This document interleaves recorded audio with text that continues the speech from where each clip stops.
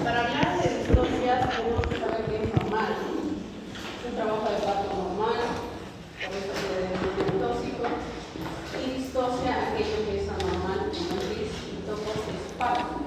Quiere decir que es un parto anormal o un parto difícil. Para hablar de distosias también, el concepto de parto difícil se caracteriza por un avance lento o anormal que tiene el trabajo de parto. Y esto se da a través de tres mecanismos que tienen que ver con la fuerza, tienen que ver con el conductor y el pasajero. Uno de ellos es la anomalía de la fuerza, que tiene que ver con la contracción uterina y el esfuerzo que la madre hace al momento reproductivo. Es parte del mecanismo del parto. Y las anomalías del conducto, como es la pelvis. O sea, sin estos tres elementos que sean adecuados, no se podría producir el parto.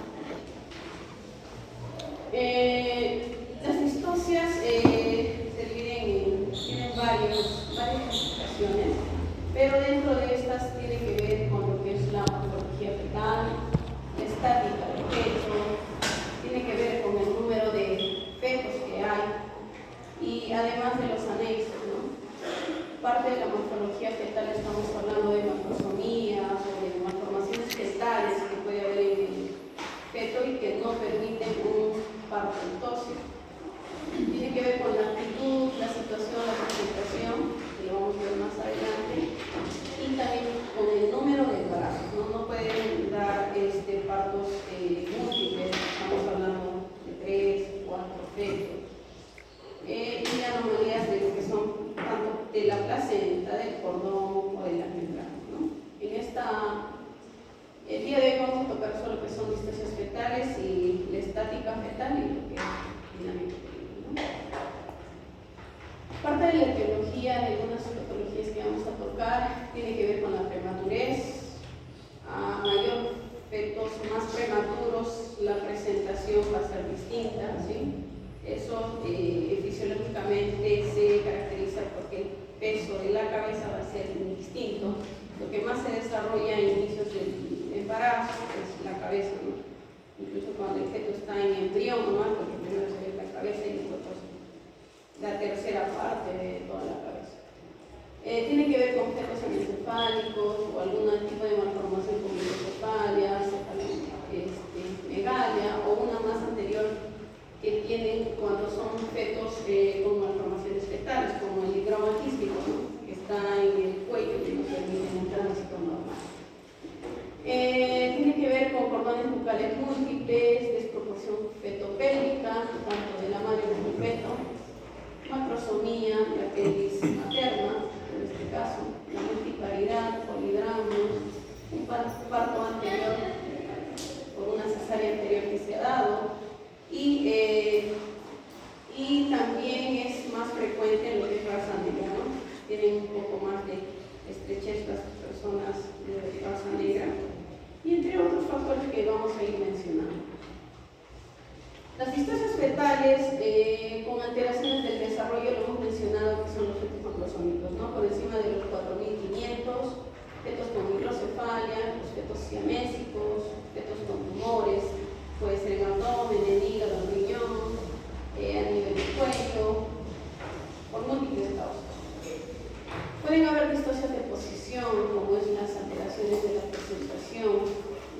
Sabemos todos que al final del embarazo el feto se va a acomodar en el longitudinal cefálico, que el 97% de fetos se orientan en esa posición. Pero el feto a veces asume una orientación vertical con una presentación cefálica y la cabeza tiene que estar bien flexión para que se pueda dar.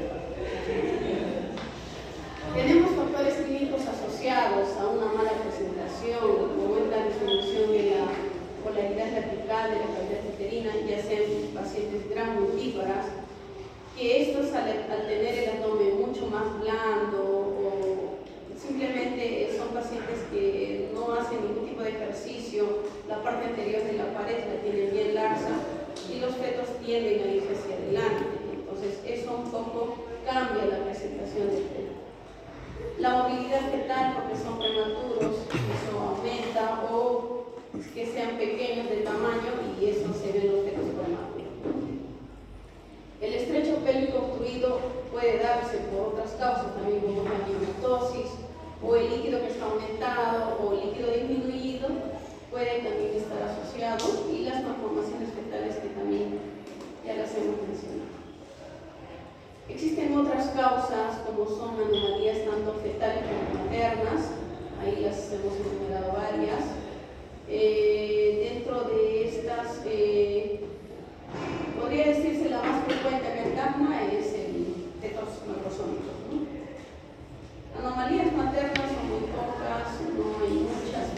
si es que hay una orientación del feto en todo ese embarazo que sea podal o transverso, sospecha, por lo menos, nos hace sospechar que hay una malformación uterina, ¿no?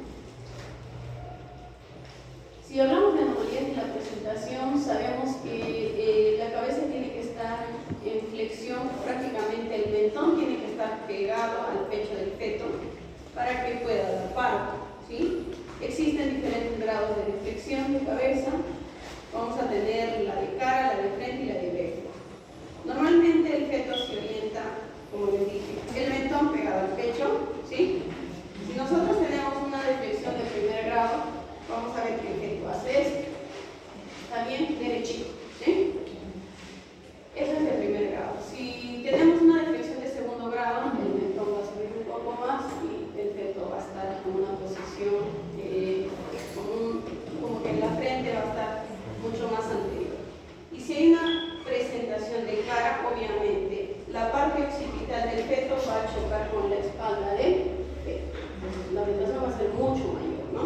Entonces, esos son los grados para que ustedes se recuerden. Frente, un poco sur y a la parte posterior. Todos los fetos nacen con el mentón pegado hacia él, la mayoría, vamos a decir. Puede ser que en algún momento de la presentación esto se puede modificar, obviamente puede pasar, ¿sí? Por eso es que no todos los partos terminan en parto eutóxico, a pesar de que las condiciones se dan. Mucho tiene que ver por el mecanismo, la fuerza que ejerce la contracción para que estos se puedan orientar al final. Le hemos mencionado las anomalías de presentación, donde el punto de referencia en la de primer grado va a ser el bresma, en la de segundo grado va a ser la nariz y en la de tercer grado va a ser el mentón. Bresma, nariz y mentón, ¿sí? Esto va a cambiar, va a ser diferente el diámetro, por eso es que mucho depende de la presentación que se dé en el feto para que esta pueda ser por vía parto o por vía cesárea. La mayoría, como les menciono, cambian su presencia. Si por ahí iniciaron con bresma, se modifican y entran en una orientación más de verde, ¿no? Si por ahí la deflexión de frente se da occipito-mentoniana, puede ser que roten o puede ser que no, pero si esta no rotara y fuera persistente, entonces la vía del parto va a ser siempre la cesárea. Un bebé no puede nacer con un diámetro de 13.5.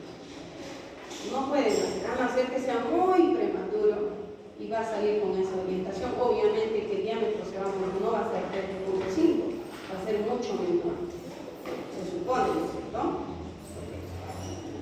Si tenemos una deflexión de cara y se presenta el mentón, que va a ser nuestro punto de referencia, tiene un diámetro de 9.5. Ya hemos visto que los pacientes que tienen un mento anterior, según las medidas diapositivas, esos pueden salir. O sea, todos los bebés, ¿cómo nacen? ¿Mirando hacia abajo o hacia arriba? Todos en nuestro parto. Hacia abajo. Abajo. Ya, todos los bebés nacen mirando al piso, ¿sí? El lamento anterior es todo lo contrario. El bebé no mira al piso, sino mira al cielo, ¿sí? Entonces, cuando es mento anterior y el diámetro es acortado de 9.5, entonces el bebé puede nacer sin problemas, ¿sí? Porque recordemos que el cuello es flexible, se amolda, gira, no hay ningún tipo de problema. Si el bebé fuera un mento posterior, no podría nacer. Ahí lo vamos a ver. Entonces, la presentación de bresma, donde hay una deflexión de primer grado, va a tener una actitud indiferente, o sea, que está orientado, si lo podríamos decir verticalmente. Iba a traer un muñeco y me olvidé. Creo que Nayeli tenía el muñeco.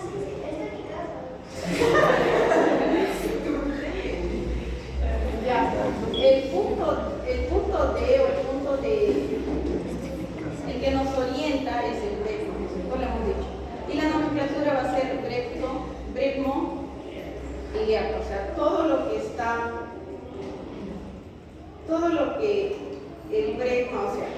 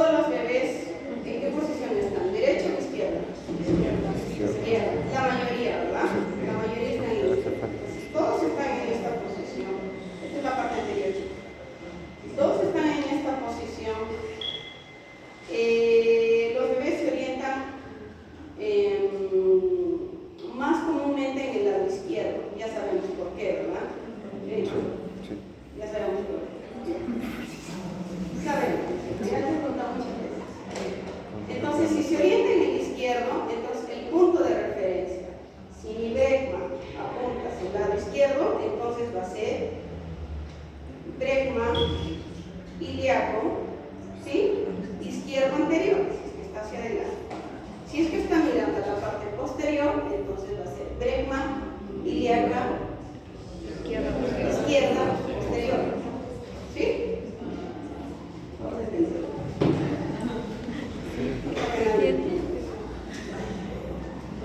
Entonces, el diagnóstico va a ser identificando justamente la fontanela anterior, que es la fontanela bregmática, y que esta no alcanza la parte posterior.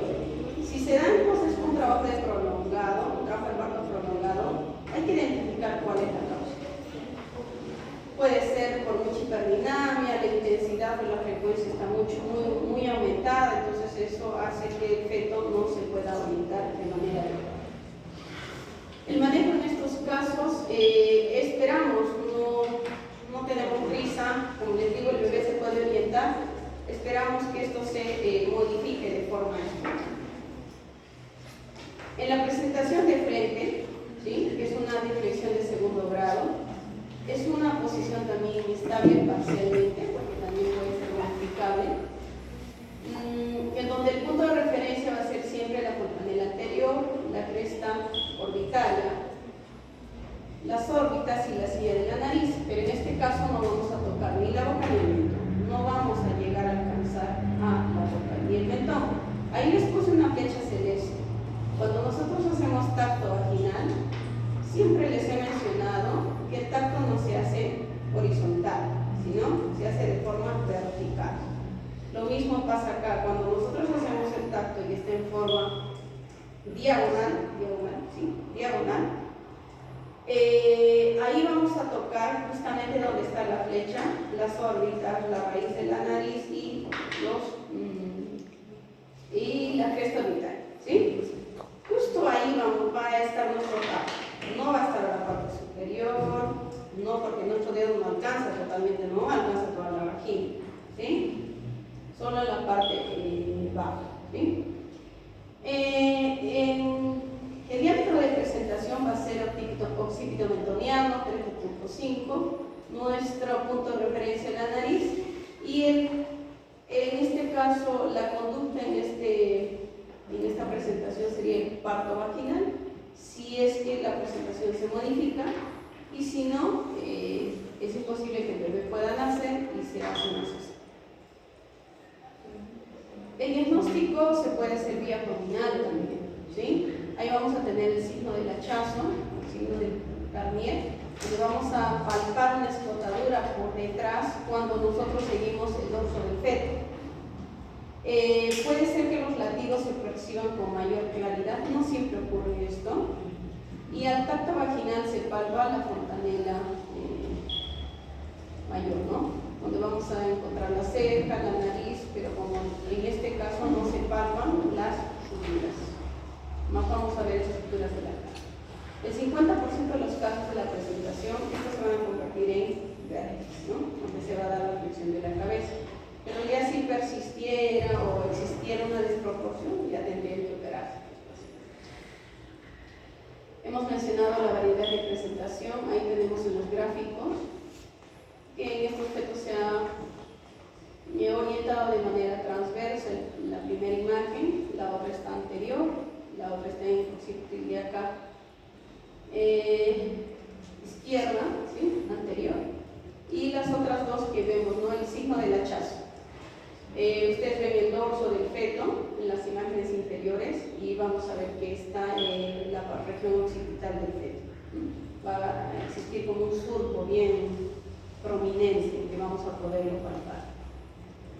La deflexión de tercer grado, donde vamos a encontrar diámetro de presentación en el occipito mentoniano, bregmático, que es 9.5, vamos a tocar el mentón. Acá sí tenemos que hacer una clara diferencia, porque si el feto es podálico, muchas veces se confunde, ya que las estructuras faciales confunden con las estructuras de la pelvis del feto, ¿sí? ¿Cómo miran ustedes?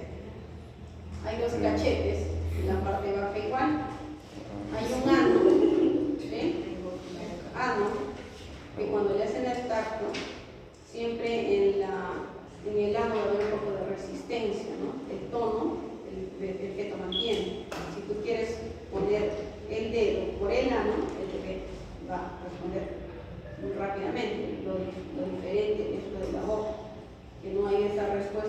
ese tono que va a existir a nivel del labio. No confusión, no risa, de verdad, chicos. Entonces, hay que diferenciarlo bien si es cara, ¿no? Aparte, que en una presentación de cara siempre vamos a poner una estructura más dura que es la nariz, la raíz de la nariz, los huesos, y que te permiten diferencia. Lo hemos mencionado que el mento anterior pasa por debajo de la sínfisis cuando su presentación del feto mira hacia arriba. El parto vaginal puede ser posible, el 75% de los fetos nacen sin ningún tipo de problema. Lo distinto ocurre en el mento posterior, donde la presentación facial y el cuello no se pueden extender más de lo que ya está extendido. Si ustedes ven la imagen de este feto, su cuello ya está súper extendido. Al rotar para poder avanzar sobre la escotadura del sacro, esto ya no se va a estirar más el cuello de lo que ya está estirado. Recuerda que esa concavidad tiene 12 centímetros aproximadamente que tiene que migrar el feto, y en esta situación es imposible, no puede, un bebé no sale en esa presentación. ¿Okay? Acá podemos ver las variedades de presentación. El cuello fetal está tan extendido, muy flexionado, de modo que el occipicio puede tocar la espalda, ¿no? La palpación de la cresta orbitaria, las órbitas, la silla de la nariz y la boca y el mentón son puntos de referencia.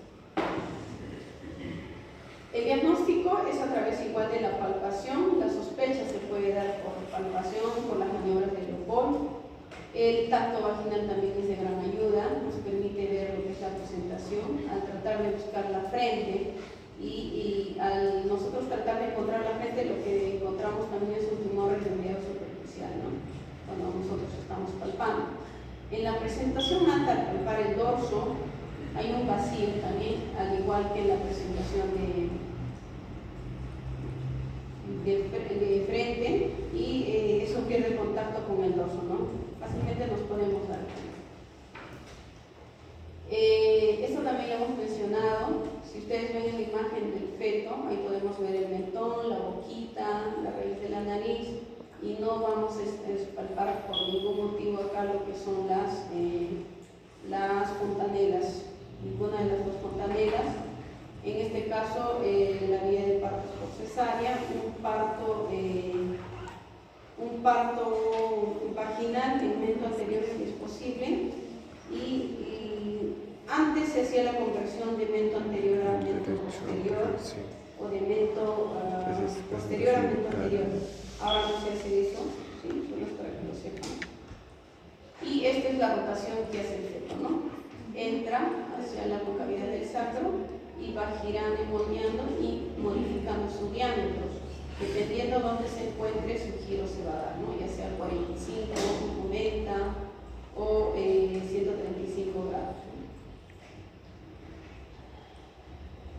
Los fetos en posición transversa. En esta posición el eje largo del feto es perpendicular al de la madre, como lo sabemos. La cabeza que ocupa la fosa ilíaca izquierda y la nalga, pues, es contralateral, ¿no? A un lado del dorso, de la posición de la presentación del hombro se puede dar se sienta sobre la pelvis de la mano. Entonces, es muy malo decir presentación de dorso, porque en realidad lo que siempre se va a presentar al sacro va a ser el hombro, los dos hombros, ya sea derecho o ya sea izquierdo. Factores de riesgo para esta posición es la relajación de la pared anterior, lo dijimos por los pacientes que tienen varios hijos, los fetos prematuros. La placenta previa, por ejemplo, no permite presentarse al feto de manera adecuada, ni en presentación cefálica, ni y puede cambiar su posición también a posición pelviana. Anomalías uterinas, la cantidad de líquido, a mayor cantidad o menor cantidad, el feto se va a mover o más o menos y va a quedar en una posición casi fija. La pelvis estrecha, en estos casos que no permite que el feto se asiente sobre la pelvis materna, va a impedir que la posición sea separada. Las posiciones transversas para nosotros es indicativo de cesárea, no pueden salir un bebé en transverso. ¿sí? No puede salir, ¿sí? La incisión normal que se hace en la primera imagen lo es una incisión horizontal a nivel del útero. No estamos hablando de piel, por si acaso, ¿sí? Estamos ya dentro del útero. Si es una incisión horizontal y si es un feto transverso, lo hacemos en una incisión, perdón, primero horizontal, y si es un transverso, en una incisión vertical. ¿Por qué? Porque si nosotros hacemos una incisión vertical, como se ve en la imagen, no tenemos foco para poder sacarlo, ¿sí? Si hacemos una incisión vertical, agarramos al feto o de la cabeza o le agarramos de los pies. Uno de los dos se nos va a presentar, el que esté más cerca y el que esté más presentado. Cuando nosotros sacamos a los fetos también tenemos que agarrar las dos extremidades, no podemos agarrar una sola. Imagínense que salimos de una sola, el feto había cruzado más atravesado que nunca. Entonces agarramos los dos piecitos y jalamos en poda del fondo o la cabeza y lo jalamos en separado. Podemos hacer maniobras de versión externa, también se hacía antes. Se hacían las flexiones externas, pero ya esos con el fin de que la paciente dé parto. En este caso, cuando es posición transversa, para no hacer ese tipo de incisión, ya que la paciente le impide que ella pueda dar un parto vaginal después, ¿no?, en su otro embarazo, ahí sí podemos hacer una versión externa, ¿no? Ya cuando cortamos, abrimos cavidad y solo está el útero, lo rotamos al feto para que salga en cefálico o podálico. Lo más recomendable, lo más fácil es podálico, ¿sí? Giramos y jalamos de las piernas.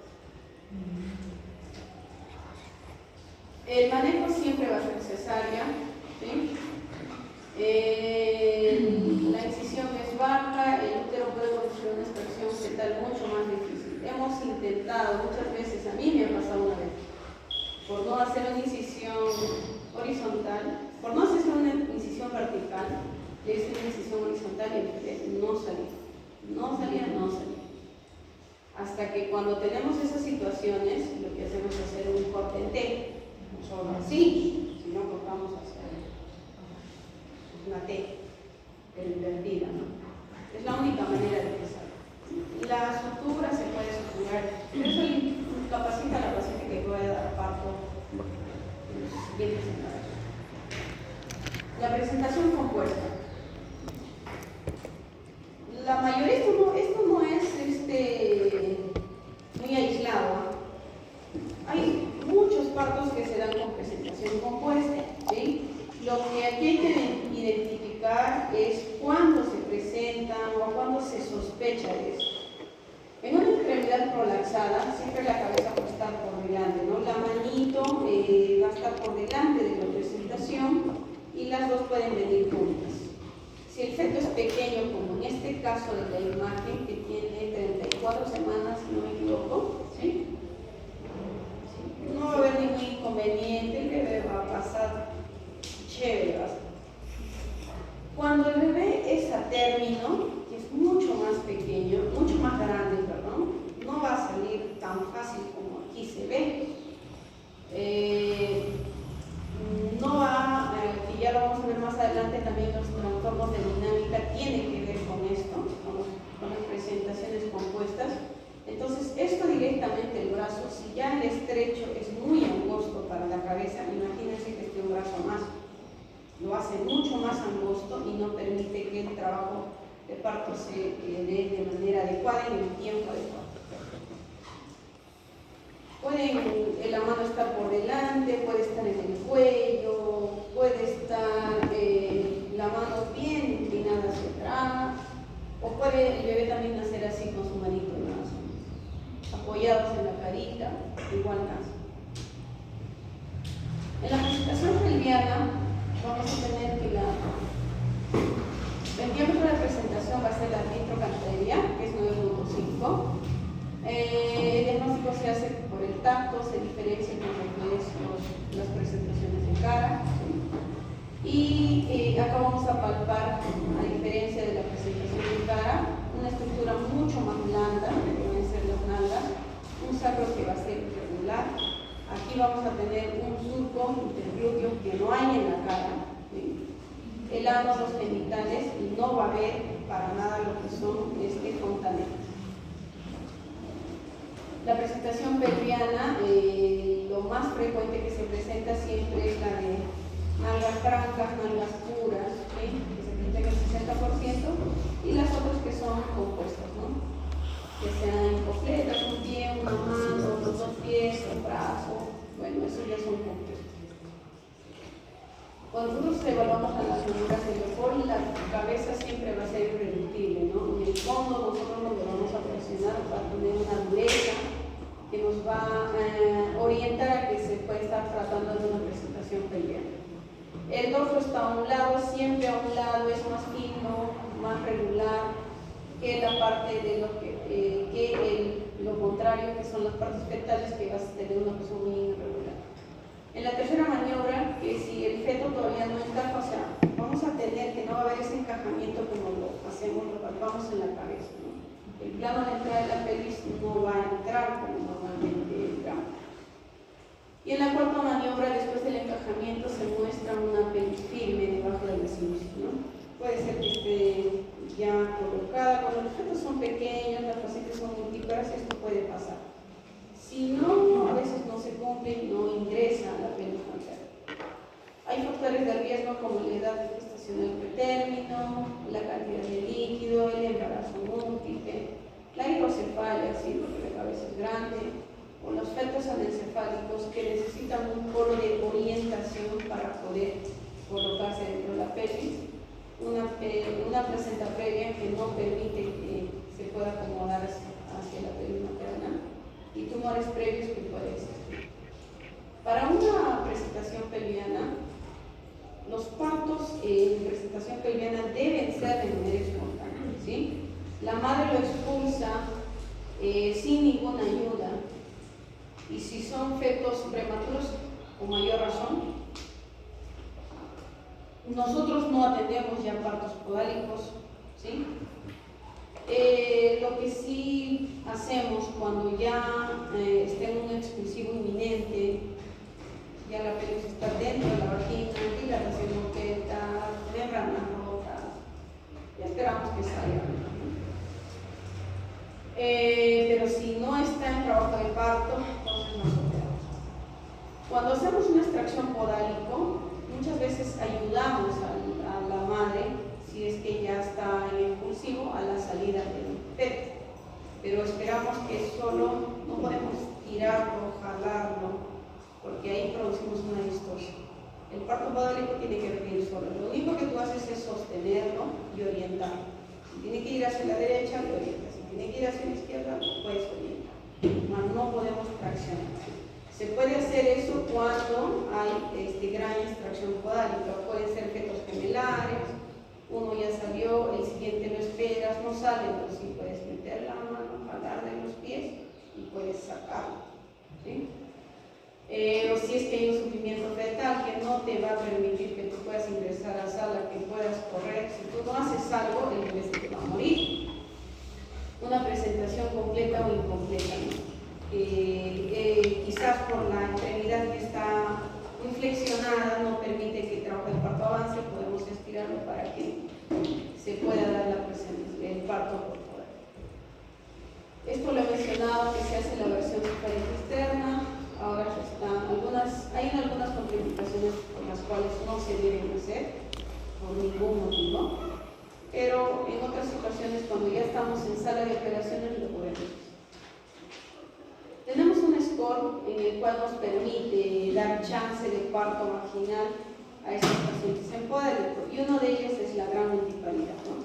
Si tiene muchos hijos una madre, puede ser una candidata a un parto pelviano. Si la edad gestacional es 35, 36 o 37 semanas, el feto no sea muy grande, hay una dilatación mayor a 4, la altura de presentación ya está en -1, entonces sí se puede dar chance, ¿no? Depende de este score, si es que la paciente tiene un buen pronóstico o mal pronóstico de parto. Acá vamos a ver la maniobra de Pinar, donde se agarra el feto con los 4 dedos prácticamente en la parte superior de los genitales del feto y lo podemos extraer, o las otras tracciones inguinales que se pueden hacer en los ángulos de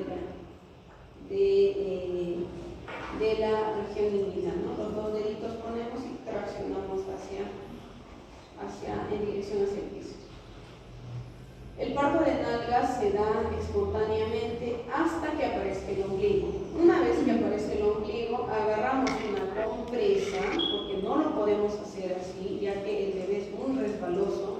Recordemos que tiene un todo sebáceo en la parte superior, más el guante hay un desliz que no te va a permitir agarrar. Entonces agarramos una compresa, lo volvemos al bebé como si fuera un tamalito, la parte de lo que es la pelvis y el abdomen, y encima de la compresa podemos traccionar. Acá podemos ver en la segunda imagen, cuando ya el bebito está un poco afuera, para no lastimar y dañar, no agarramos el abdomen por si acaso, chicos. Agarramos los huesos, ¿sí? La parte del ilíaco, los ilíacos, traccionar. Acá vemos que está saliendo la cadera posterior, porque eso es lo que primero sale, y después la cadera anterior. Es como el parto vaginal. ¿Qué hacemos? Sale la cabeza, traccionamos hacia abajo para que salga el hombro anterior y traccionamos hacia arriba para que salga el hombro posterior. Acá sucede lo contrario, primero el posterior y después el hombro. Cuando ya ha salido parte de todo el tórax, el abdomen y tórax, ¿sí? Ahí tenemos que hacer maniobras de rotación. En la primera imagen vamos a ver que la rotación vamos a hacerla de manera que salga primero el hombro posterior, ¿sí? Rotamos para que salga primero el hombro y en la otra dirección para que salga el otro hombro. Puede ser que eso no se dé, entonces tenemos otros tipos. Traccionamos hacia arriba, ¿sí? Lo agarramos de los dos pies. Por lo general me olvidé decirles que la tensión del parto podálico se da de dos personas, ¿sí? Tiene que darse de dos personas para que te pueda ayudar a manipular.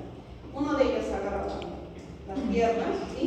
Y el otro, que se ve en la segunda imagen, donde pone el dedo a la parte del ombligo y la región del bracito y traccionamos en dirección al eje del cuerpo. Quiero decir, si el brazo está así, entonces nosotros jalamos para que el brazo se coloque de esta manera y pueda salir para atrás. ¿Se entiende? Ahí ven la imagen. El bracito tiene que orientarse al cuerpo, no vamos a sacar de manera contraria. Todo lo que está a los brazos tiene que ir hacia el cuerpo, ¿sí? Tiene que ir en ese dirección. Acá vamos a ver que sale el hombro anterior en este caso. Y todas las maniobras que nosotros hagamos va a hacer que rote el brazo. En realidad el parto de hombros es muy fácil, no hay mucha ciencia, no hay solo el rotar como es la maniobra de ropa, tracción y contratracción. Rotas a un lado para que salga el uno y rotas al otro lado para que salga el otro. Eso es lo más fácil. ¿Cuál es el problema en el parto podálico? Es la cabeza, ¿sí? Siempre la cabeza va a ser el mayor problema. Este es otro tipo de maniobra que hemos mencionado, que el bebé se tracciona de los pies hacia la parte superior y se pueden relegar los hombros. La maniobra que se utiliza para la extracción de la cabeza es la maniobra de mamacero.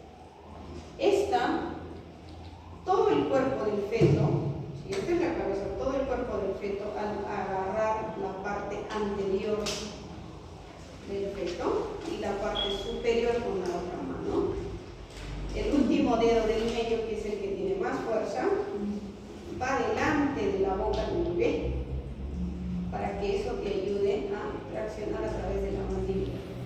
Con el dedo hasta la comisura dental y te ayuda a traccionar. La otra mano más que todo es para presión y poder girar. El otro que te va a ayudar en la asistencia, el segundo asistente, es el que te va a producir una presión en la parte de la sífisis púbica, no en el fondo del útero, no en el fondo del útero, sino por detrás de la sífisis. La otra maniobra de Praga es que el mismo, si no tiene ayuda de nadie, lo tiene que hacer solo, entonces uno de sus brazos tracciona el feto y la otra presiona contra el saco. Entonces de esa manera también puede ser la extracción.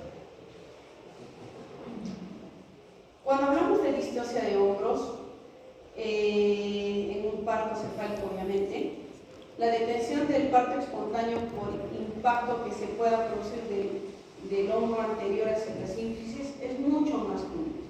No existe un hombro posterior que se haya enclavado, si es que se da, es muy raro, ¿sí? Siempre va a ser de hombro anterior, donde va a producir un impactamiento por detrás de la sínfisis. ¿Qué dice la CEDU? Cuando tenemos una distosia, que es un accidente obstétrico, no se puede prevenir, no se puede predecir. Ustedes pensarán que la distosia de hombro se da en fetos grandes, en fetos macrosómicos, o en fetos, no sé, más que todo, uno se imagina que tiene que ser grande para que se obstruya. No siempre ocurre eso.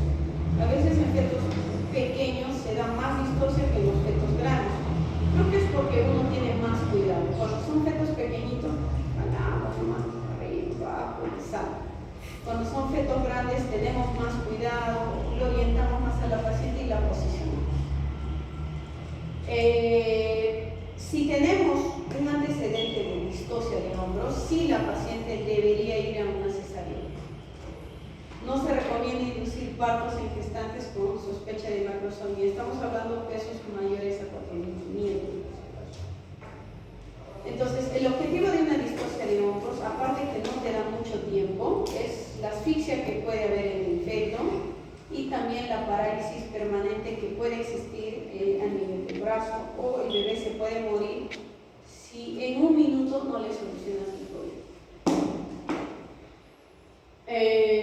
Pueden ser desde lesiones físicas, fracturas, traumatismos, y si hay todos esos daños, es algo que va a afectar a la madre y principalmente al feto. Cuando hay una dificultad en el parto de uno o ambos hombros del feto, se produce una distosia. Si hay una falla en la salida de los hombros sin utilizar maniobras facilitadoras, o sea, el parto puede ser violento, puede ser un parto precipitado, y es ahí donde se impacta el alma. El nacimiento de la cabeza y el cuerpo, lo hemos mencionado que tiene que ser no mayor a 60 segundos. Felizmente la incidencia no es tan alta. Hasta ahora a mí nunca me ha tocado una distosia de hombro. Es una emergencia obstétrica y la cabeza debe ser expulsada, y incluso cuando los hombros están atorados. ¿Cuándo se da esto? Cuando hay una discrepancia entre los hombros y la entrada pélvica. Puede ser factores de riesgo, la macrosomía, el tórax largo o la ausencia de una rotación. Normalmente los hombros ingresan uno anterior y otro posterior para que puedan descender. Muchas veces los dos lo hacen de manera simultánea y es ahí donde se producen las distosias. En la distosia de hombro vamos a tener el signo de la tortuga. ¿Qué quiere decir? Que la cabeza está ahí, está la pelvis materna, y lo que pasa es esto, ¿no? Quiere salir la cabeza, la mamá puja y se regresa. Quiere salir la cabeza, la mamá puja y se regresa. Entonces, eso es el signo de la tortuga. ¿Qué es la tortuga? Saca la cabeza y se regresa. Entonces, eso es lo que se va a ver. Entonces, ahí sospechamos de la distosia de hombro. En el anteparto, si ya estamos dentro del parto, y es una paciente con macrosomía, una diabetes mellitus, obesidad o una distosia previa, entonces no podemos deducir que se pueda darnos, ¿no? Pero son factores de riesgo. Ya si en el trabajo de parto, ya estamos dentro del trabajo de parto, hay una desaceleración prolongada o no avanza el trabajo de parto, entonces sospechemos de esa patología, ¿no? O el descenso no se da como debería darse en el tiempo que sea, en el tiempo que está propuesto, entonces sospechemos de una patología. Acá dice que las evaluaciones de riesgo para la predicción de distosia de hombros no son lo suficientemente predictivas, ¿no? No hay ningún estudio que te diga tales pacientes van a tener distosia, no existe eso, pero existen factores de riesgo que nos ayudan a identificar. Es impredecible, ¿no? El 25 al 50% no tiene un factor de riesgo definido, el 50% de los casos se ha dado en fetos incluso más pequeños, el 84% no tiene un diagnóstico de macrosomía fetal por ecografía, y el 82% de lesiones braquiales no tienen relación con fetos macrosómicos, ¿no?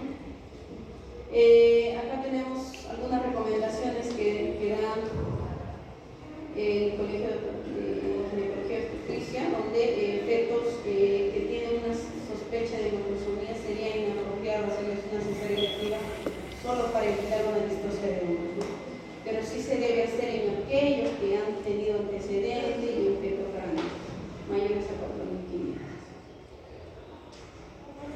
El diagnóstico siempre va a ser clínico, se va a dar en el momento del parto, a través del signo de la tortuga que les menciono, y el manejo es una emergencia obstétrica. Tenemos 5 minutos para poder extraer al feto, ¿sí? Ya sea con asfixia, fractura o cualquier otra cosa, y solo 60 segundos para que el bebé salga sin problemas, ¿sí? Entonces, ¿qué es lo que debemos hacer? Explicar a la madre lo que está pasando. Tenemos que anotar la hora de salida de la cabeza. Tenemos que llamar a un personal más experimentado. Y si hay una episiotomía,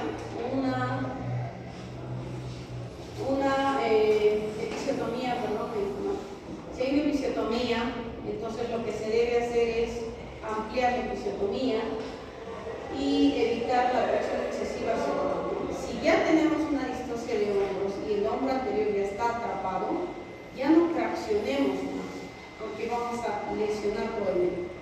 ¿Qué es lo que hacemos? Lo contrario, si la cabeza está hacia abajo y nosotros traccionamos hacia abajo, dañamos. ¿Qué hacemos nosotros? Levantamos la cabeza para descomprimir un poco el hombro anterior y que nos dé chance de poder actuar.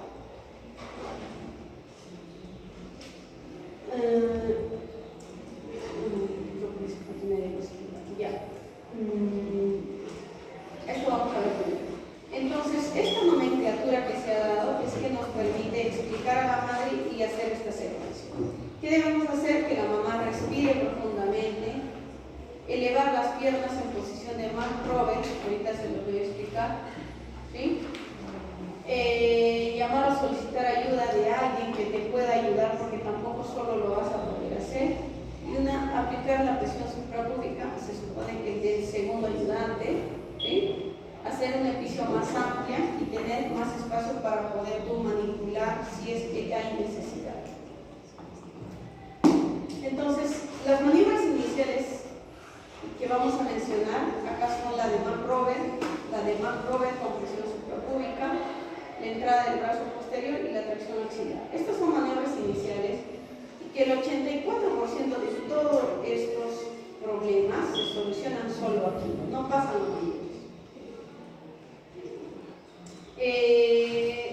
En esta, la de Mark Robert, necesitamos la ayuda de dos. Flexionamos agudamente lo que son los miembros de la madre hacia el tórax, ¿no? Alguna vez en el parto que ustedes han visto han hecho esto, ¿no? Para que salga mucho más rápido, ¿sí? Entonces flexionamos no para modificar el diámetro, ¿sí? Lo que modifica es el ángulo, ¿sí? Esa sí es pregunta examen. Donde hay una marcada rotación cefálica de la sínfisis del pubis, y esta, o sea, ¿qué pasa? La sínfisis púbica, lo que está hacia abajo, se va a poner mucho más anterior, y la parte sacra de lo que está muy inclinada se va a poner más horizontal. Eso va a permitir que el hombro se descompacte y el bebé pueda salir de manera mucho más rápida, ¿sí? Solo haciendo estas maniobras el éxito es de un 42%. Esto lo mencioné. Entonces, la maniobra de Mark Robert con presión suprapúbica, esta técnica nos ayuda no solo a flexionar las piernas de la madre, sino también a hacer una presión por detrás de la sínfisis púbica. Si nosotros hacemos esta maniobra, el éxito va a ser de un 58%. Va a disminuir el ángulo de la pelvis, va a aplanar el sacro y va a haber una rotación cefálica de la sínfisis del pubis. Ese mecanismo que va a producir va a poder descompactar lo que es el hombro anterior. Acá podemos ver en imagen cómo se modifican los ángulos, ¿sí? Al utilizar estas maniobras, como está anteriormente flexionada, y si nosotros flexionamos y presionamos, el bebé va a salir de manera que no haya complicaciones. Cuando hablamos de esta maniobra, que es la entrada del brazo posterior, como ustedes pueden ver en la imagen, introducimos la mano por la vagina, por la cara palmar, o sea, mirando hacia abajo, ¿sí? Ya sea derecha o izquierda, y lo que queremos es buscar el hombro, el brazo y a su vez la fléxula, y si es que por ahí está la muñeca. Entonces agarramos al feto y jalamos hacia adelante para que este diámetro se modifique, que va a ser de 13, se va a volver a 11 y pueda salir el brazo. Pero puede ser que el brazo no se te presente así, ¿no es cierto?, como nosotros queremos. Puede ser que el brazo está súper extendido. ¿Cómo le agarras? No vas a poder. Entonces, ¿qué hacemos? En la parte de la fléxula, ¿sí? Si nosotros presionamos con fuerza, va a haber un reflejo que va la mano venir hacia adelante. Entonces, ese reflejo va a hacer que mueva la mano hacia adelante y de esa manera se puede escoger y retirar el brazo. ¿Sí? ¿Entendió, no? Si no funcionara eso, ya en la siguiente maniobra podemos rotar al bebé 180 grados, que ya es otro tipo de maniobra. La del brazo posterior es una extracción del brazo, eso es lo que les menciono, que podemos jalar el bracito, ¿no? Así como podemos ver en la imagen. Por si acaso, toda intervención de distocia de hombros tiene complicaciones, ¿sí? Puede ser que no pase nada, pero la mayoría tiene complicaciones. Cuando hablamos de tracción axilar para sacar el brazo posterior, entonces acá ya no vamos a hacer nada con el brazo anterior porque no lo alcanzamos, está compactado y no hay manera de poder acceder, pero lo que sí podemos hacer es traccionar la axila. Introducimos los dos dedos índices hacia el ángulo de la axila del feto y traccionamos hacia nosotros en otra dirección. Eso va a permitir que salga el brazo posterior y a su vez el brazo anterior ceda y también pueda salir de manera adecuada. Esa es la maniobra de Mentico. La maniobra de Rubin, que ya no son maniobras iniciales, ya son maniobras secundarias, ¿sí? Esta técnica, lo que nosotros hacemos es colocar la mano igual por la vagina en la superficie posterior, como se ve en la imagen, y lo que hacemos es rotar para que el hombro anterior se vuelva posterior y hacer que el feto salga, ¿no? Esa provoca una abducción del hombro del feto y de modo que los hombros se puedan desplazar. La maniobra del tornillo o de bow, esta maniobra es parecida a la de Rubin, pero en esta maniobra es la que se llama el sacacorchos. ¿Cómo hacen el sacacorchos? ¿Cómo hacen, Mijail? ¿Qué sabes? Sí. Entonces lo que hacemos en esta maniobra es que lo mismo parecido al Rubin, pero lo que agarramos, traccionamos en sentido horario. ¿No funciona? ¿Otra vez? Un corcho. Por eso es sacacorchos, por eso tiene ese nombre. Entonces, eso descompacta, va a haber un momento que va a ser como el sacacorchos. ¿Cómo va a ser? Va a ser lo mismo y el hombro va a sentir que se descompacta. Sale de manera misma.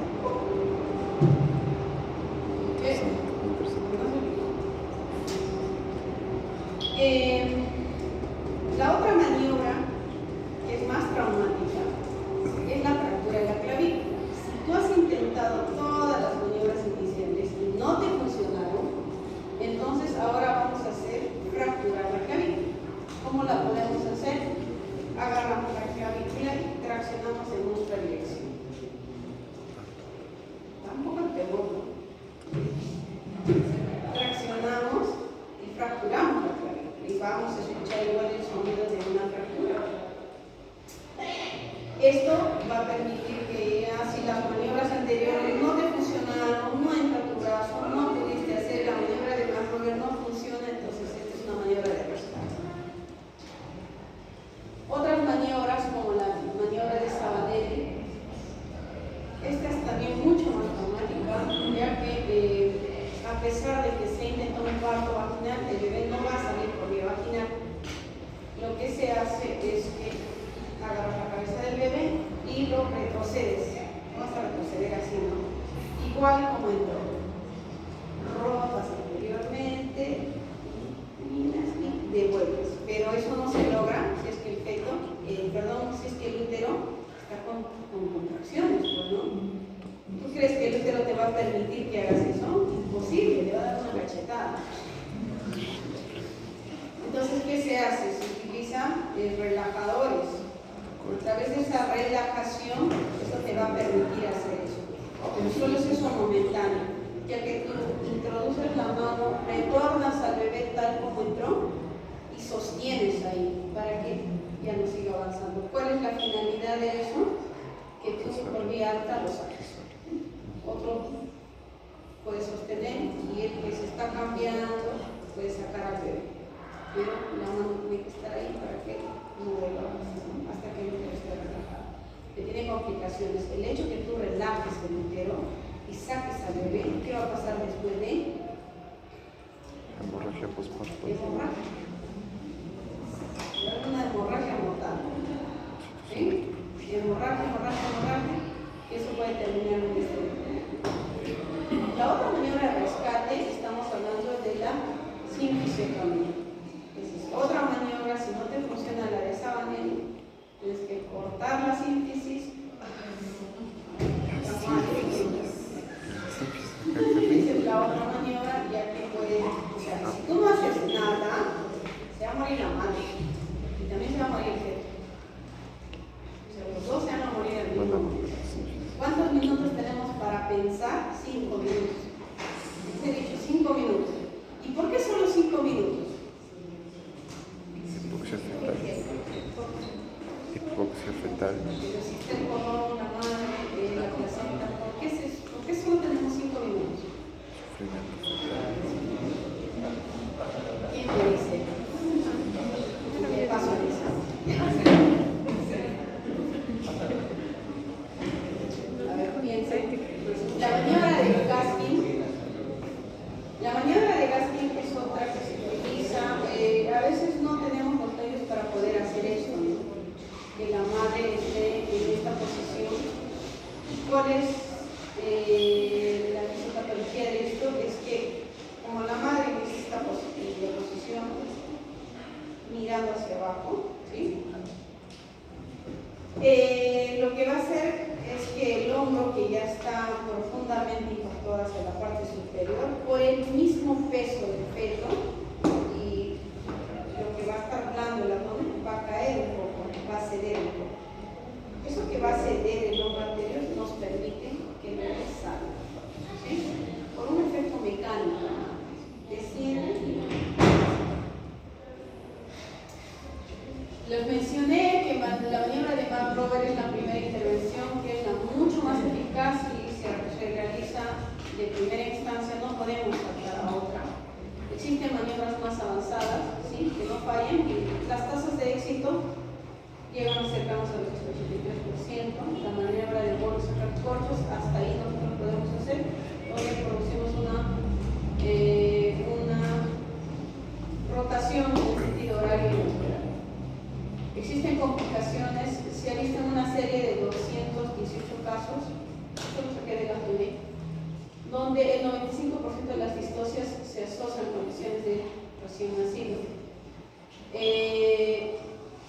Existe una baja tasa, donde es el 5% donde vamos a detener eso, ¿no? La parálisis transitoria del plexo braquial, que es transitorio, se va a pasar momentáneamente, va a estar con una parálisis temporal. Bueno, la fractura también es algo que se pega solo, no hacemos nada, ¿sí? Fractura de útero puede haber parálisis permanente, encefalopatía hipóxico isquémica, el bebé tiene un grave asfixia y se puede morir, ¿no? En algunos casos. Complicaciones maternas tenemos, de primera, es las hemorragias, laceraciones, a veces tenemos que recurrir a maniobras más traumáticas, como la separación de la cisis materna, que eso también tiene complicaciones como neuropatía cutánea, femoral lateral, laceraciones célico-vaginales, no solo de esto, sino de la uretra, la vejiga. Hasta con estas maniobras podemos producir un uterino. Entonces, ¿cuáles serían las conclusiones? Que no se puede predecir ni prevenir con precisión una distocia de hombro, pero se asocian a malformaciones fetales, obesidad, diabetes y embarazos posteriores. ¿Por qué la diabetes? La diabetes porque por lo general los fetos de madres diabéticas tienen el tórax un poco más ancho, ¿sí? Y por eso es que las distocias o cualquier complicación se da por eso.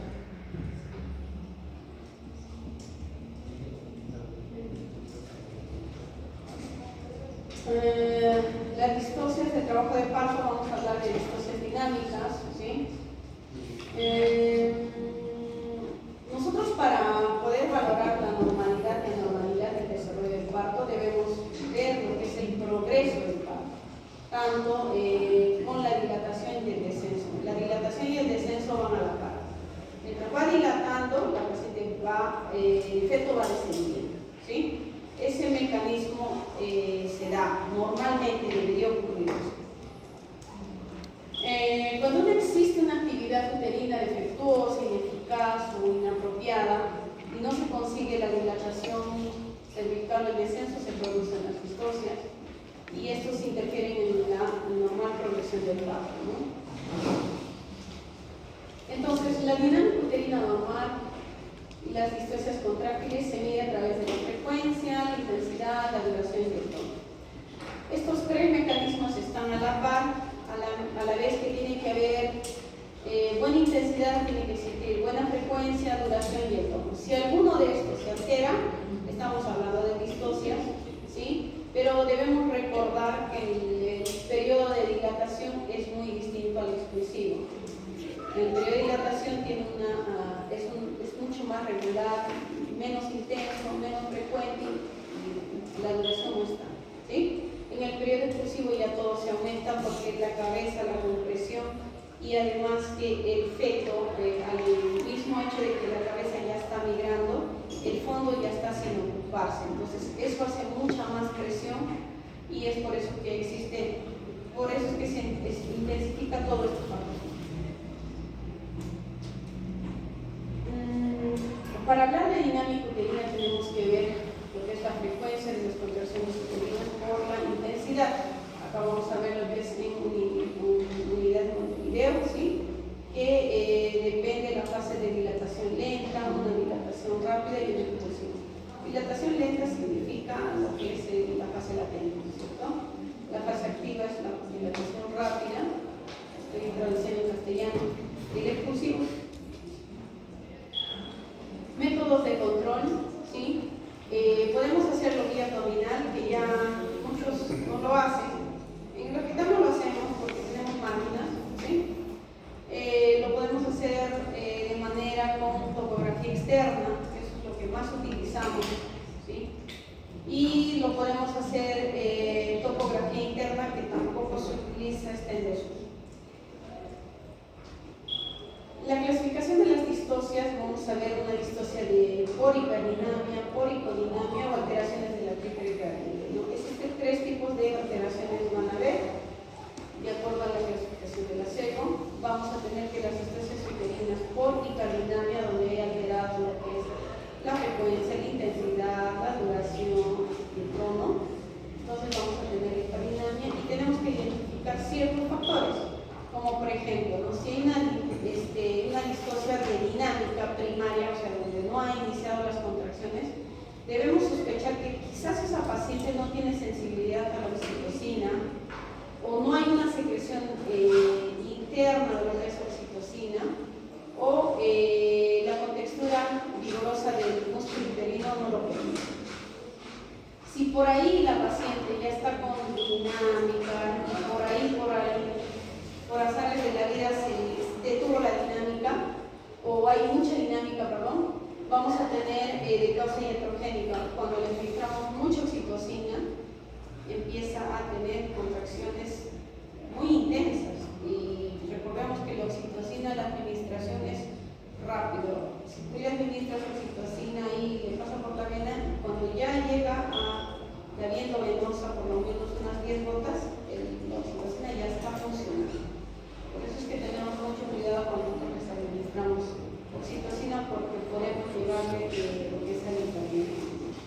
Esto puede llegar a ocasionar partos precipitados, que se pueda romper el útero, que pueda hacer un desprendimiento prematuro de placentas, o simplemente el útero se puede agotar y no va a alcanzar su pareja de descenso. En cambio, la hipodinamia, que se puede dar por malformaciones uterinas, enfermedades crónicas, la sobredistensión de las pacientes multíparas, o si la paciente quizás está sedada o tiene algún tipo de lesión uterina, debemos identificar la causa por la cual no hay una dinámica uterina adecuada. Se puede dar de causa secundaria también, ¿no? La paciente está en trabajo de parto disfuncional, todo el tiempo está con contracción. Llega un momento que los receptores de oxitocina se agotan y ya no produce más contracción al paciente. Puede ser por agotamiento, ¿sí? Puede haber un DCP, que ya la dinámica uterina ya no puede, la contracción del útero ya no puede luchar más con la del feto y se detiene por una causa, una distocia cervical, presentaciones anormales. Recordemos que la cabeza es un impulso para que se empiece la contracción. Si no está la cabeza abajo, muy probablemente la paciente no va a iniciar el trabajo de parto. Los síndromes clínicos, lo que vamos a tener es un parto prolongado, ¿no? Se va a prolongar más de la vida. Anomalías, la inversión de la triple caliente puede ser total, inversión de la intensidad, la propagación o la violación, dependiendo de dónde se ve. Puede haber anomalías de prolongación, como son los marcapasos. Sabemos que el útero tiene, para que inicie las contracciones, inicia uno de los cuadros, puede ser derecho, puede ser izquierdo, y la contracción se disemina a través del útero solo por un solo lado, ¿sí? Solo por ese lado se difunde a través de anillos por toda la pared muscular del útero. Puede haber que existan dos marcapasos, un derecho y un izquierdo, y que no permiten la coordinación, y por lo tanto la paciente no va a tener un trabajo de parto adecuado. Puede ser que existan más marcapasos, puede haber 2, 3, que un rato puede producir un marcapaso en un lado izquierdo, el otro derecho, otro a nivel del cervix, y no hay una coordinación. Puede darse también. El diagnóstico es un poco difícil para hacerlo, pero si nosotros ponemos la monitorización nos podemos dar cuenta, ¿no? Los trazados nos van a salir primero una contracción así tan intensa y otra uno más pequeño, y ahí vamos a sospechar que estamos hablando de marcapaso. Lo mismo en secuencia, una grande y otra pequeña, una grande y una pequeña. Ahí sospechamos, ¿no? Yo tengo la semana. Si es que hay ese tipo de dinámica al nosotros colocar el monitor, vamos a sospechar. Pero ¿cómo lo podemos hacer clínicamente? La clínica nos va a ayudar. Cada vez que hay contracción y nosotros le hacemos tacto a la paciente, vamos a ver que es como un globo, ¿ya? El globo, y te va a empujar los dedos. Tú sientes que el globo se va a inflar. Cuando inflas un globo, tú sientes, pero no lo vas a ver, pero vas a sentir. El globo se va a ir hinchando a medida que va aumentando la intensidad. Llega al umbral tope y vas a sentir una dureza, así como la cabeza dura al umbral. En la inversión de la triple eso no va a ocurrir. Va a haber contracción, pero el cervix y la bolsa no se va a bombar, va a estar blando. La paciente va a estar muriéndose de dolor y la bolsa no se va a bombar. Entonces ahí sospechamos de una inversión de la triple caliente. Mira chicos, no se vayan a confundir con este cuadro. Acá nos da una mínima y una máxima, o una media y una máxima.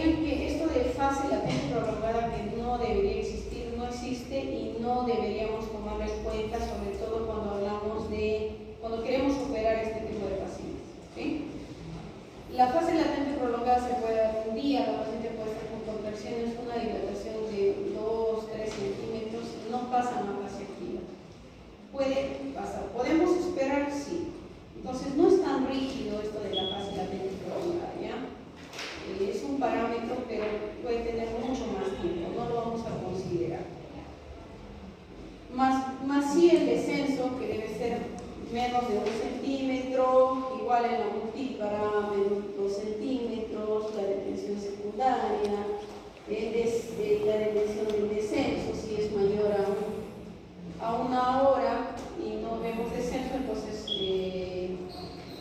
deberíamos conseguir una detención del descenso. Si nosotros vemos algún parámetro por aquí alterado, prolongado, detención del descenso, reevaluamos a la paciente. No es que con esto ya tomamos medidas, no, reevaluamos y vemos cuál es el factor que está ocasionando que no dilate o que no descienda. ¿Sí? En el caso de dilatación, puede ser por factores, como les mencionaba, la presentación compuesta puede hacer que la dilatación o el descenso no se dé. No desciende justamente porque está la mámula en la cabeza del feto, entonces no va a descender de manera adecuada, ¿sí? Pero tenemos que ver otros parámetros, ¿no? Como es la dinámica, el feto, quizás en el momento de todo el mecanismo del parto, el bebé cambia de actitud, cambió su presentación, entonces todo eso se debe evaluar. Entonces, en la fase latente prolongada, que vamos a considerarlo dentro del partograma, ¿sí? Este es un partograma donde la línea roja es normal y la línea amarilla es anormal. Ahí vamos a ver que la paciente se va a pasar de la línea de base, ¿sí? En otros partogramas van a ver que ustedes tienen línea de acción y una normalidad, así 2 tipos de trazado. En las pacientes multíparas va a ser mucho más rápido, como les decía, casi nunca se pasan las 14 horas, casi todas dan parto antes de ese tiempo, pero si es que se diera, entonces debemos recordar a la paciente, quizás la sedaron mucho, en algunos lugares se les pone anestesia porque del parto, eso puede hacer que la fase latente se prolongue. Puede haber una deshidratación, hipoglucemia, la paciente no comió porque al momento del parto vomita, no les dejamos comer porque el estómago está lleno y con la fuerza de contracción que tiene el útero hace que las pacientes vomiten. Entonces no comen y por lo tanto están con hipoglucemia. Eso puede prolongar también la fase latente. El cervix inmaduro, la mala posición del feto. Si hay una desproporción cefalopélvica también puede prolongar, ¿sí? Entonces, ¿qué medidas debemos hacer? Poner en reposo a la paciente del túbulo lateral izquierdo, debemos hidratarla, monitorizar los latidos. Quizás una de las causas también es muy frecuente la vejiga llena, que no permite el adecuado descenso de dilatación, o cualquier otro agente etiológico que nosotros podamos identificar. Muchas veces si nosotros encontramos dentro de este parámetro algo que no está yendo bien o diagnosticamos una desproporción cefalopélvica, entonces ya operamos, ¿no? Pero si hay una dilatación de 3 o un borramiento de 100% y no avanza, entonces algo está pasando. Podemos sedar a la paciente, podemos administrarle fenobarbital, reevaluamos en unas horas. Por lo general las evaluamos en 4 horas, acá dice 6 horas. Las evaluamos en 4 horas para ver si eso ha avanzado y si es si queremos hacerlo de manera más activa, la paciente ya dilató, entonces rompemos bolsas de manera intencionada, ¿sí? Con amiotomo rompemos bolsa para identificar sobre todo el líquido que esté claro y le aumentamos más oxitocina para que tenga más contracciones y se pueda desencadenar el parto. En la fase activa prolongada, que también tenemos que identificar la causa, que una de ellas puede ser la hiporinamia, el cervix inmaduro, una anestesia excesiva, donde la prolongación se va a dar de la segunda línea, ¿sí? La que está en las líneas continuas, que está de manera más horizontal, esa es la que se va a prolongar. Acá también lo podemos ver que está prolongada, que no debería tener esa curva normal, ¿sí? Y donde el manejo va a ser casi igual que el anterior, pero en acá igual valoramos, podemos igual hacer administrarle más oxitóxico, rompemos la bolsa y vemos cómo funciona. Porque recordemos que cuando nosotros rompemos bolsa o la paciente viene en RPM, el parto avanza mucho más rápido. Y esas maniobras nos pueden ayudar a que Cuando hablamos de descenso y en las pacientes mulíparas, no avanzan con la dirección es menor a 1 centímetro hora. También tenemos que identificar la causa, puede ser la presentación, casi todos tienen el mismo factor de riesgo, unas que otras variaciones como es el poligamio, los tumores previos o las malas posiciones de ciertos fetos. Entonces el descenso se va a ver mucho más prolongado, ¿sí? La línea de color celeste es el descenso que viene de la parte superior, como que corta lo que es la línea roja, que es el trabajo de parto normal que se debería dar. Este está prolongado y ya nos da una idea de que nosotros debemos actuar. Igual acá podemos ver la detención del descenso, ¿sí? Que se ha prolongado, que a pesar que la paciente está dilatando, el feto no desciende. Si no desciende, algo también está pasando, ¿no? Las medidas también que podemos adoptar son casi similares, ¿sí? Pero ya debemos ver si es que hay un DCP, porque la presentación está mucho más arriba, el bebé no avanza, entonces puede ser o el diámetro de la cabeza o el diámetro de la pelvis de la madre.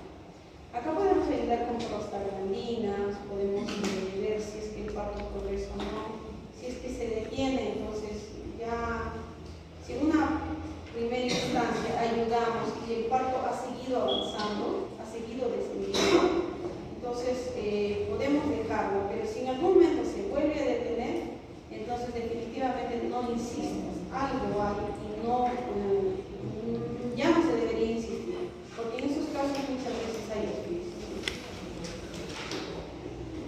Entonces, ¿cuáles son las conclusiones de la distosia? No existe una causa única, muchas veces hay 2, 3, 4, 5 factores de riesgo que impiden que se lleve un parto.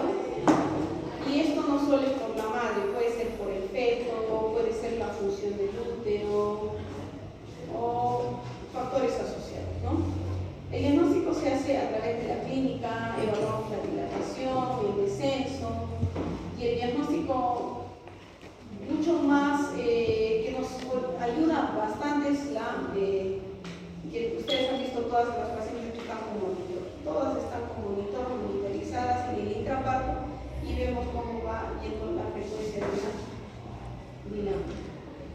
El tratamiento de las pacientes va a depender de la patología y lo que queremos nosotros es disminuir la morbimortalidad materna, tanto del feto, y que esto ocurra en un tiempo esperado, ¿no? Que no se prolongue más de la cuenta. Como le digo, estos son parámetros, no son rígidos, ¿sí? No es que se pasó 20 horas y media hora y ya intervenimos, no. Son parámetros que te dan donde tú tienes que tomar una línea de acción. Eso te está diciendo, ¿sabes qué? Evalúa bien tu paciente y haz algo por la paciente, que puede ser a través de oxitóxicos o hay que ver lo que es la presentación del feto, ¿no? Chicos, este tema es un poco largo. Si tienen algunas preguntas.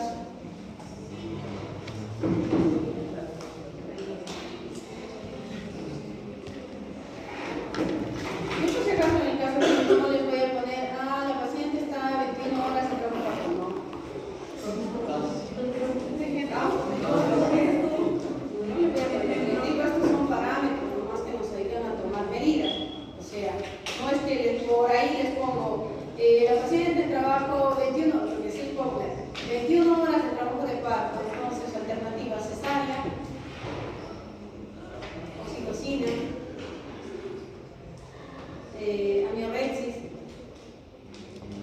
por ahí les puedo poner no sé, evaluación de 5 horas. Entonces, de cajón no puede ser cesárea, ¿me entienden? ¿Sí? Hay que evaluar hay que darle tiempo a la paciente, hay que actuar para que se desencadene. Si no hay una causa identificable, no hay un factor de riesgo, todos los casos clínicos vienen con factor de riesgo, por eso tienen que estar atentos. Si ustedes desconocen el factor de riesgo, no van a llegar a la conclusión. Tienen que saber los factores de riesgo, porque eso les orienta, les ayuda. Y ahí está la respuesta. Chicos, preguntas.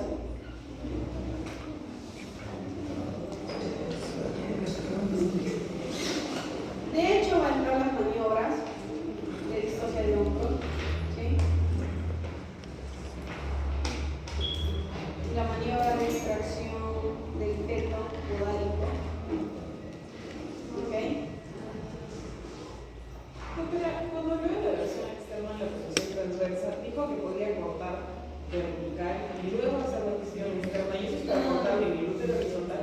No. Cuando nosotros queremos sacar un feto transverso, primero rotamos, después cortamos. Rotamos y recién podemos sacar. Si por ahí la rotación no te sirve, no te ayudó, entonces ya le hacemos vertical. Pero si al hacer la versión externa el feto se pone encefálico, entonces cortamos el horizontal. Primero hacemos la versión externa. Si no te funciona, vertical.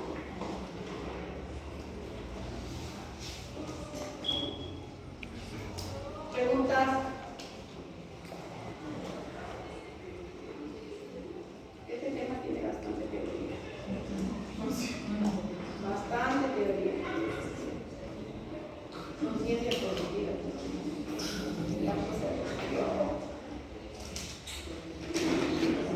Muchas diapositivas. ¿Alguna pregunta? Entonces, ¿cuál de las imágenes la parto?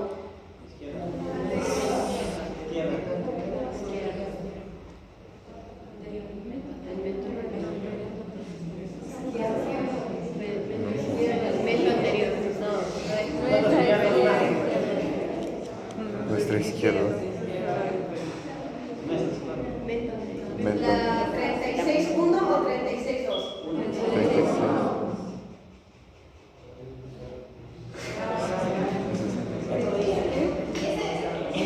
Eso se entiende por qué no puede dar mento posterior, ¿no es cierto? ¿O no se está bien?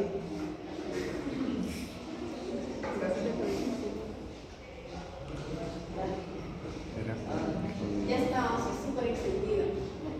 Es que Tiene que doblar una curvatura más. La concavidad del sacro tiene que doblar más. Entonces, ¿a dónde más? Ya no puede doblar más. Ya está súper extendida. en cambio sí puede porque lo vamos a decir. O sea, valga decir, si no entendieron. Esto sale porque la cabeza va a mirar hacia arriba y la parte posterior, que es el cuello, va a ponerse en posición horizontal. Esto no puede. Ya esto está bien flexionado. El cuello va a tener que súper extenderse más, cosa que no es posible, pero esto sí es posible, porque la cabeza se va a ir anterior. Esto no puede. Esto ya no puede curvarse más, porque esto lo que tiene que hacer es salir y tiene que ser cruzado. No puede. ¿Sí?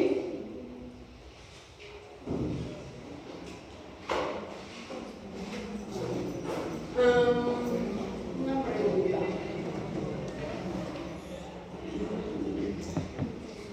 No olvides. No.